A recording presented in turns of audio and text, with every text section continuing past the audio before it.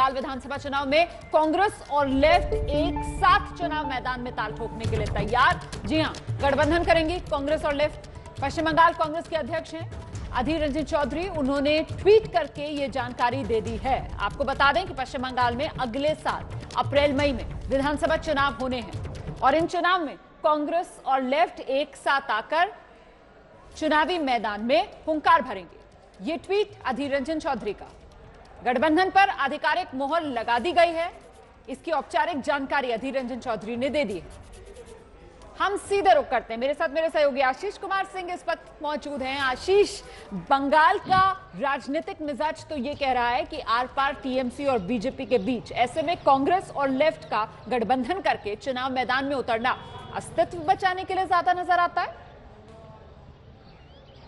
देखिए, ये कैलकुलेशन है रोमाना लेफ्ट और कांग्रेस का साझा कि तृणमूल के साथ कोई भी महागठबंधन इसलिए नहीं किया गया क्योंकि ऐसा लेफ्ट और कांग्रेस का क्लेम है कि सिर्फ बीजेपी को ही नहीं रोकना है, बल्कि तृणमूल कांग्रेस की ममता बनर्जी की जो सरकार है पश्चिम बंगाल में, उसके खिलाफ भी एंटी इनकम्बेंसी का फायदा उठाना है। ये कैलकुलेशन जब ये गठबंधन किया जा रहा था, सीट शेयरिंग की बात चल रही थी रोमाना, तो मैं आपको अंदर की बात बता दूं कि दोनों ही दलों में इस बात को लेकर बहुत चर्चा हुई कि अगर ऐसा कोई प्लेटफॉर्म बने जिसमें तृणमूल कांग्रेस और लेफ्ट फ्रंट साथ में हो, तो जो एंटी इनकम्बेंसी के जो वोट का नुकसान झेलना पड़ जाएगा इस अलायंस को, उसको देखते हुए तृणमूल कांग्रेस से दूरी बनाई गई है और लेफ्ट और कांग्रेस ने मिलकर के चुनाव लड़ने का यह फैसला किया है। हालांकि ऐसा मैं आपको एक चीज, छोटी सी चीज और बता दूं, लोकसभा में भी ये कोशिश की गई थी, ये अलायंस नहीं हो पाया था, लेकिन पिछली विधानसभा में चुनाव में ये अलायंस हुआ था। कांग्रेस और लेफ्ट मिलकर लड़े थे, लेकिन उसका नतीजा सबको मालूम है, बहुत ही डिसमल परफॉर्मेंस थी। इस बार का इनका कैलकुलेशन यह है कि ग्राउंड स्तर पर, निचले स्तर पर दोनों के ही कार्डर्स एक साथ आने के लिए तैयार हैं और उसी मुख्य वजह से इन दोनों दलों ने यह फैसला किया है कि साथ मिल करके चुनाव लड़ें, ताकि जैसा मैंने आपसे कहा कि बीजेपी के खिलाफ भी कॉन्टेस्ट हो। ये दोनों राजनीतिक दल समझ रहे हैं कि इनके लिए तो अस्तित्व की लड़ाई, क्योंकि जो सियासी मिजाज बंगाल का, वहां तो मामला सीधे सीधे आमने सामने की टक्कर का टीएमसी और बीजेपी में बनता हुआ नजर आ रहा है। बहुत बहुत धन्यवाद आशीष इस तमाम जानकारी के लिए।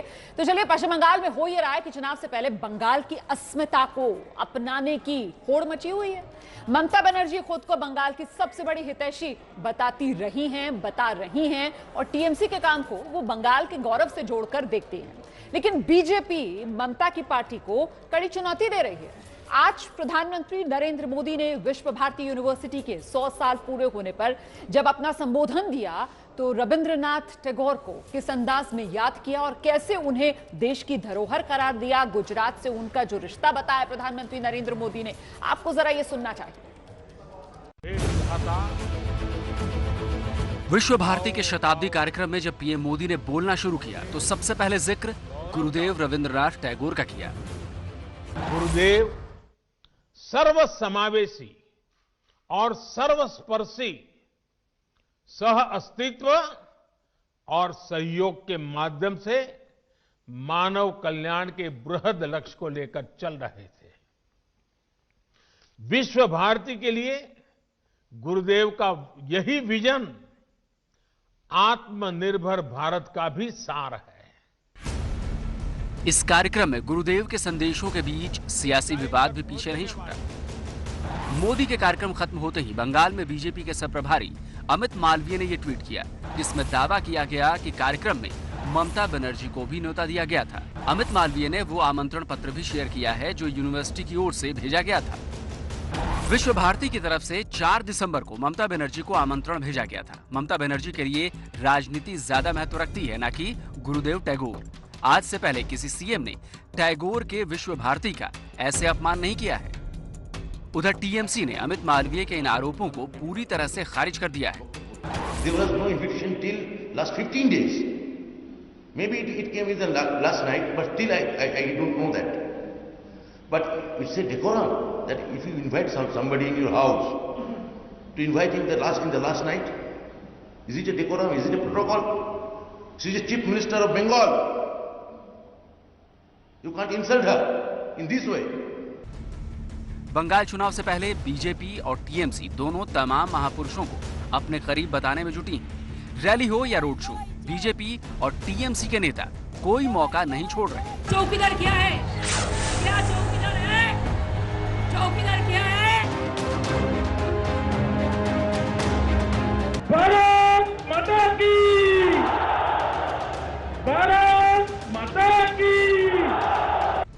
हाल ही में बंगाल के दौरे पर गृह मंत्री अमित शाह ने शहीद खुदीराम बोस की जन्मस्थली पर जाकर महापुरुष को अपना बताने की कोशिश की थी। यही भूमि है जहां पर पूरे देश के युवा आज भी प्रेरणा लेते हैं।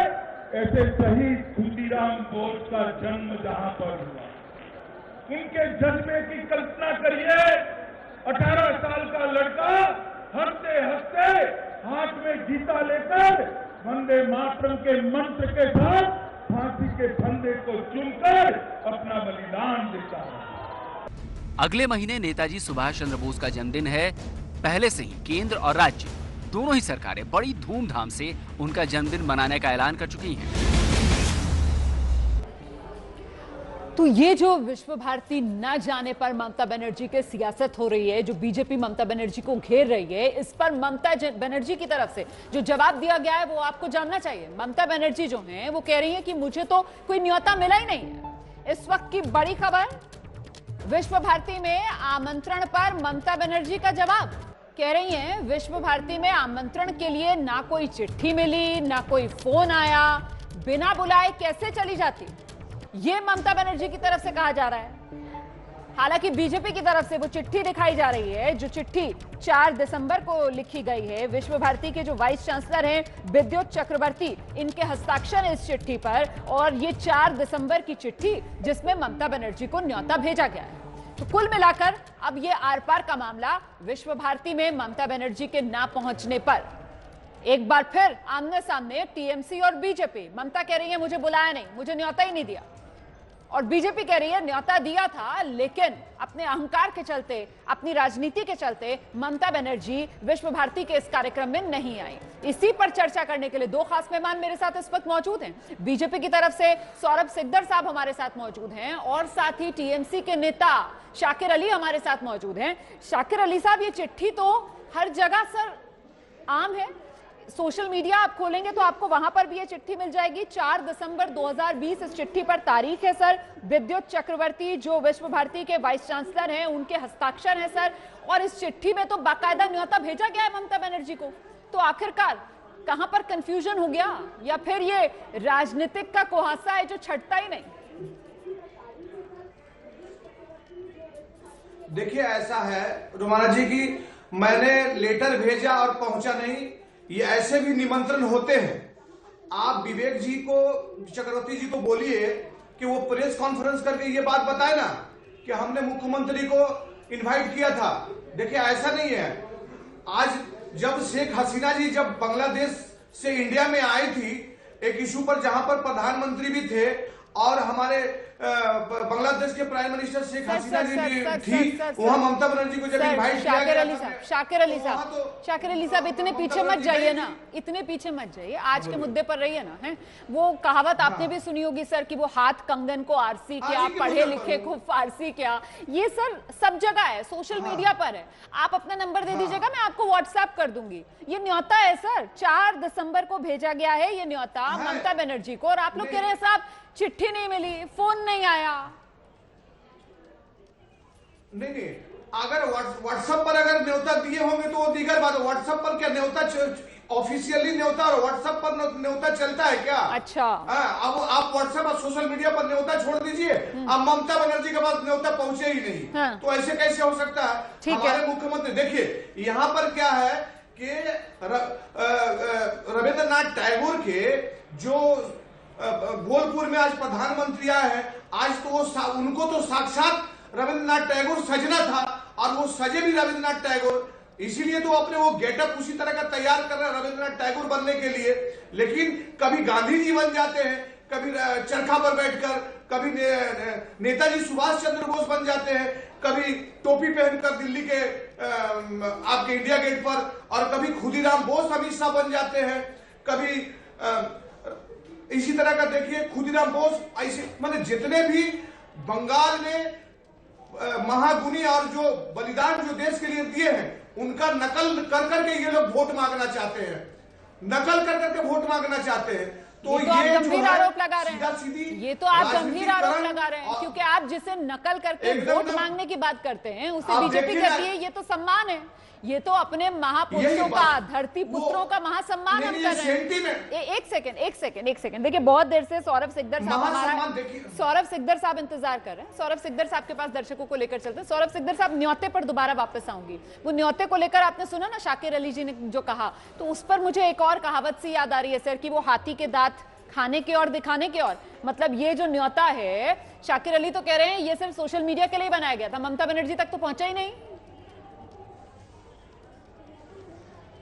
रोमाना जी, एक जो गवर्नमेंट लेटर एक गवर्नमेंट के तरफ से जा रहा है और मुख्यमंत्री तक नहीं पहुंचे, ये तो कोई भी विश्वास नहीं करेगा। असल में ममता बनर्जी और उसका दल तृणमूल कांग्रेस जो झूठ उसका जनाधार तो खत्म हो गया, तो ये एक प्रोपेगेंडा कर रहे हैं कि बीजेपी, पहले बोला कि बीजेपी बंगाल के सारे जितने मनीषी है, बंगाल के जितने धरोहर है, इसका सम्मान नहीं करते। और जब देखा गया कि हमारे प्रधानमंत्री जी, नेताजी को जो सम्मान दिया कि भारत का सबसे पहले प्रधानमंत्री वही था, भारत जब स्वाधीन हुए थे कुछ दिन के लिए लाल किला में उसको सम्मान दिया गया, तो नेताजी को लेकर बोलना बंद हो गया। अब बंगाली का और एक सेंटीमेंट है गुरुदेव रविंद्रनाथ टैगोर जी, तो जैसे भी करे कि बीजेपी रविंद्रनाथ टैगोर जी को सम्मान नहीं करता है, अब ये प्रोपेगेंडा चलाना चाहते हैं।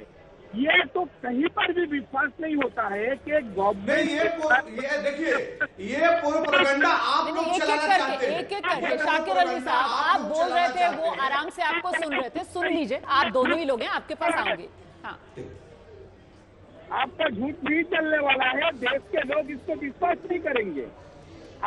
आज असल में इसका कारण ये है जी, माननीय अमित शाह जी जब कुछ दिन पहले इन्हीं विश्व भारती जहाँ है, वहाँ पे जो सैलाब उनके रैली में देखा गया था, तो इस बात जो है टीएमसी डर गई है और अभी गुरुदेव का नाम, तो रविंद्रनाथ टैगोर जी का नाम से बीजेपी को बदनाम करने का कोशिश में ये झूठ का पराकाष्ठा बना। ठीक है सर, जवाब लेती हूँ। तो शाकिर अली साहब, ये टीएमसी की बौखलाहट मानी जाए क्या? क्योंकि अभी तक तो हम टीएमसी की रणनीति क्या देख रहे थे कि वो बंगाली अस्मिता, बंगाली प्राइड के मुद्दे पर बीजेपी को घेरने की कोशिश कर रही थी, लेकिन अब बीजेपी तो पलटकर तमाम जो बंगाल की जमीन मिट्टी से जुड़े हुए महापुरुष हैं उन्हीं को आगे बढ़ाकर अपनी रणनीति बुन रही है सर, इसीलिए टीएमसी बौखला रही है।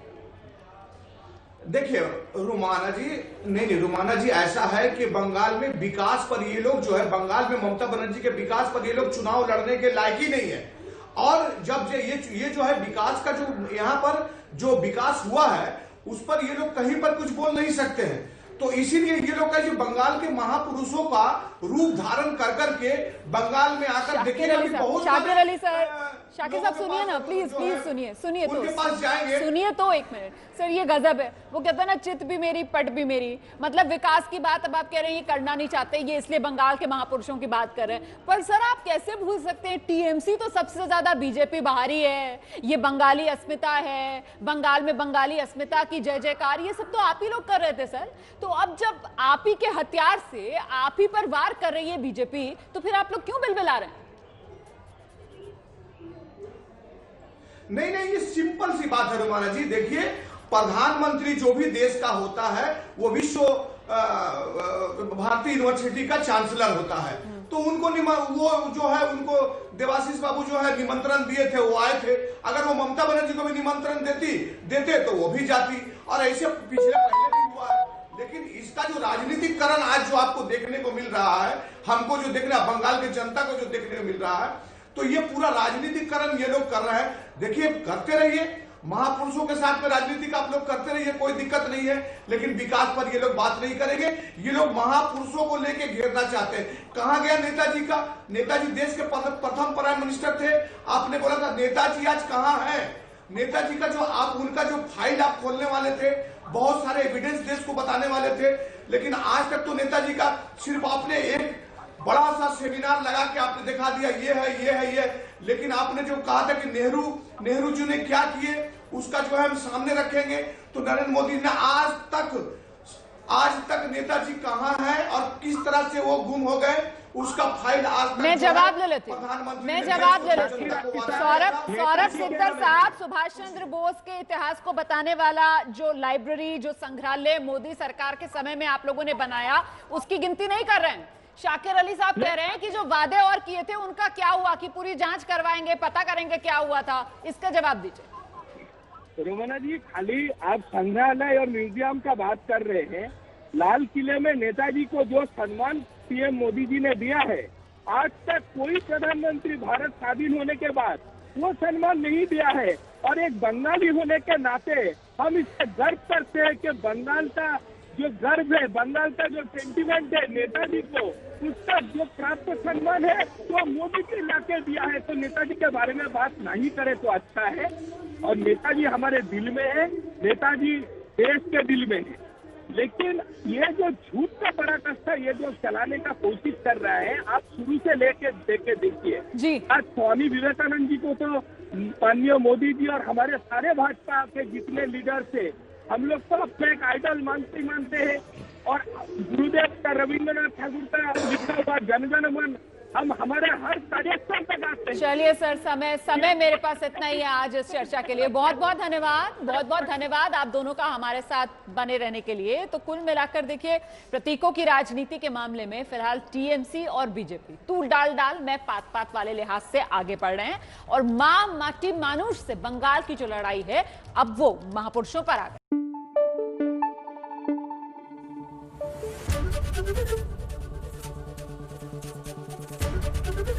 एबीपी न्यूज आपको रखे आगे।